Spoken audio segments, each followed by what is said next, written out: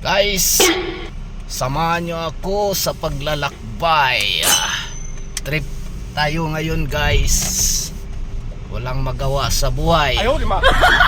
Yan, isa na tayo guys. Punta tayo ng bundok.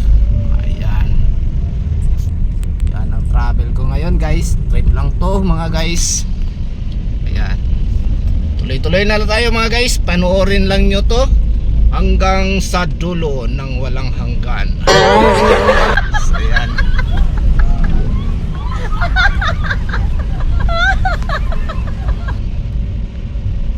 O diba guys, ang ganda ng lugar. Yan.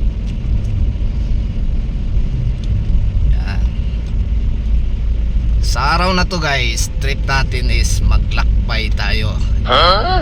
Wala kasing magawa sa buhay. Ang init. Kaya napaisip ko pumunta na lang ako sa bundok. Yan. Maglalakbay patungong bundok. Yan. Walang magawa kasi. Laging nasa bahay.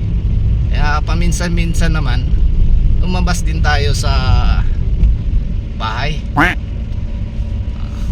Yan na. Diba? Ganda ng tanawin, no? Sige. Magsawa tayo sa araw na to.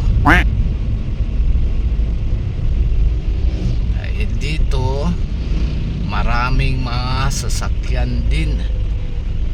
Yan, kailangan din tayong mag-ingat.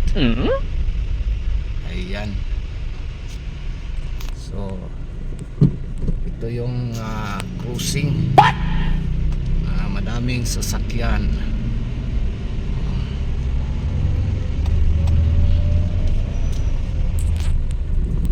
Ang hirap talaga. Ang hirap ng buhay. Ayaw, lima. Ayan.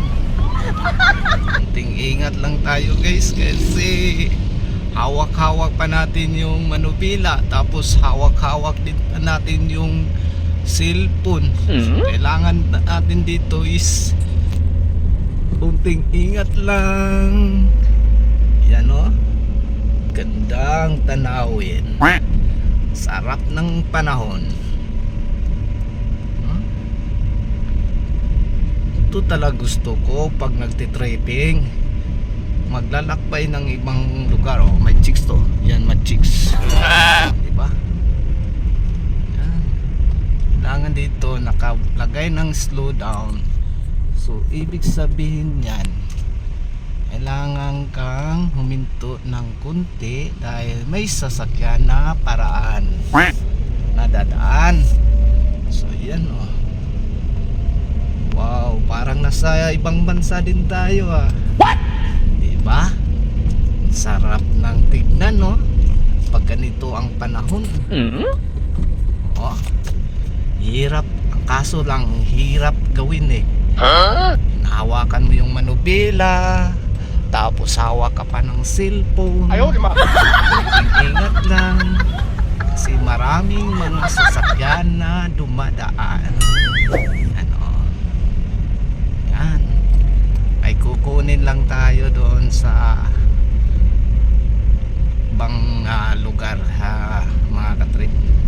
Yan o, parang nasa ibang bansa lang tayo.